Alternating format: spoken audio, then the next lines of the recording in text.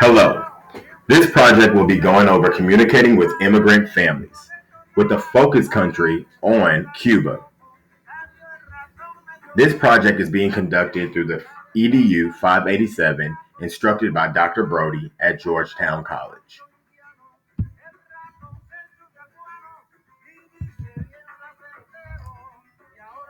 Cuba is located in the Caribbean Sea, just south of the Gulf of Mexico, and also west of the North Atlantic Ocean.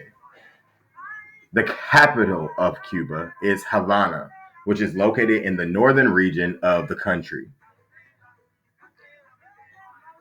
Cuba is also surrounded by the Bahamas, as well as the Cayman Islands and Haiti, just in the southern portion of the South America.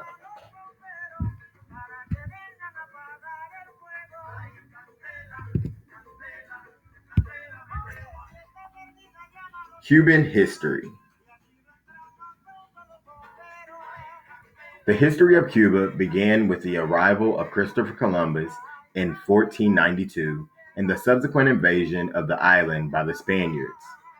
Aboriginal groups inhabited the island but were soon eliminated or died as a result of diseases or shock of conquest.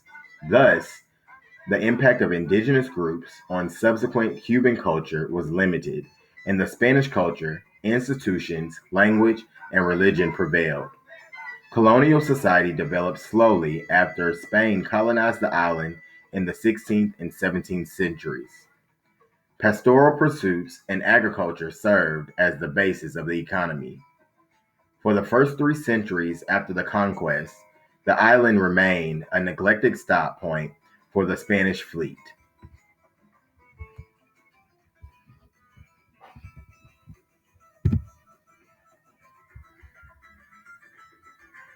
If you look at these pictures, you'll see two different groups. You'll see an image of Cuban school children as well as an image of adults in Cuba. Cubans love to embrace their culture and also practice their traditions all the time. Family is a big part of their everyday life. When they're with their families, they celebrate different things, such as rites of passage like quinceañeras. They'll also celebrate birthdays, deaths, as well as births of children. Cuban society is built in rich traditions and culture, and they make sure that the world understands that.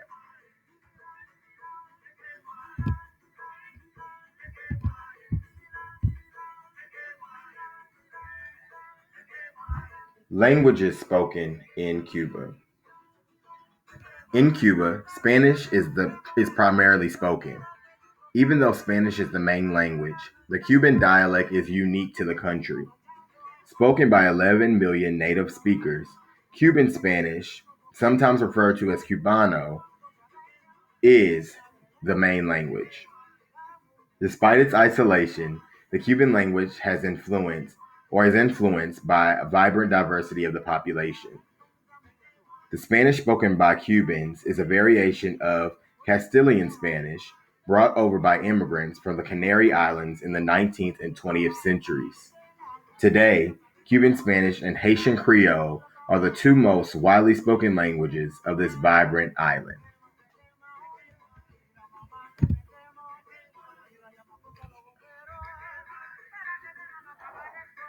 Freedom of religion is practiced in Cuba to a certain degree.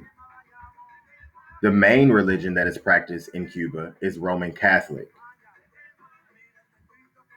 The next is non religious or atheists, those who do not believe in any form of higher being. You'll see that there's African spirituality, as well as Protestant and other Christianity that is practiced in Cuba.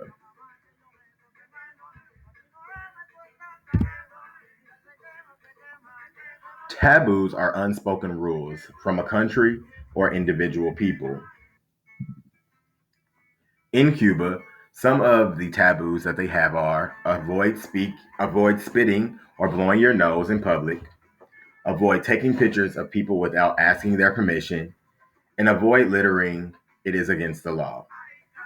If you look at these taboos compared to American culture, you can definitely see the differences in how we live our everyday lives. Avoid taking pictures of people without people asking is something that we have a big problem with in America, especially with paparazzi and different things like that. Avoid littering is something that also is not happening in America. When working with my family, they asked, why is there so much litter on the ground? And I could not answer that question because I didn't understand what they wanted to hear. But now knowing that that is a taboo in their original country, it makes total sense.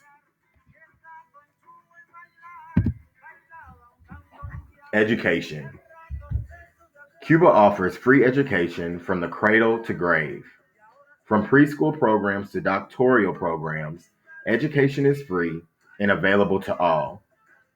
Education is mandatory through the ninth grade. After that, citizens have the option of 3-year pre-university programs or going to vocational school. Government. Even though Cuba has 3 branches of government, Cuba has had a democratic, centralist political system embodied in one state, one party principle since 1959.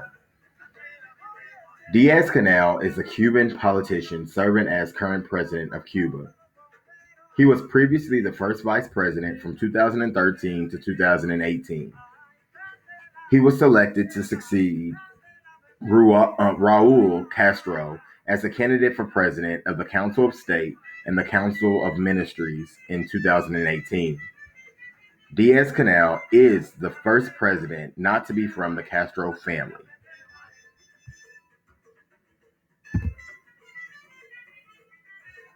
As we know, we have many students from different countries, and as teachers, we have to make sure that we are being culturally responsive in all of our teaching and pedagogy. I have some tips that I have for teachers in order to make sure that this is happening daily. Making sure that you build relationships with your students is always important, especially for our EL students. They are here in America, sometimes with not having any type of family members or family ties or even friendships that are built also. So sometimes we are their first option. Building those relationships not only with the students in the classroom, but also with those families outside of the classroom. Making sure that you are checking up on them, talking to the parents. And if there is some type of language barrier where you need translation, making sure that you find those different options in order to create those relationships with those families is going to be very huge in the success of your EL students. Being aware of your own personal biases, making sure that you are checking those biases at the door and you are continuing to do what your job is there to do. And that is basically helping those students become better people and become better in academic performance. Sometimes we have biases about immigrants, those who come over to have these different lives in America and to share our culture. And some people have to make sure that that is not standing in the way of them doing their job and making sure that families are comfortable and are thriving while they are in your class, while those students are in your classroom. Transform your pedagogy and curriculum. When you find out about your students and do that research, making sure that you put them into the classroom and into the readings and texts that you do with your students. That is going to help students feel welcome. That is going to help students feel that you care about them. And also that is going to help students academically and socially in the classroom. And finally, respect and reinforce students' culture. It is very, very important that you make sure that students are not losing their culture, learning different traditions in the culture of America.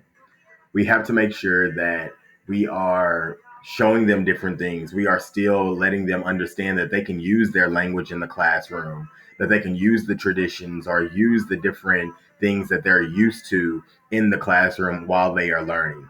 They are not turning into a different person, but they are just evolving into a different person, learning more culture. And we have to make sure that they understand that. And we also have to make sure that we are providing those opportunities for students to show their culture and showcase their culture in the classroom.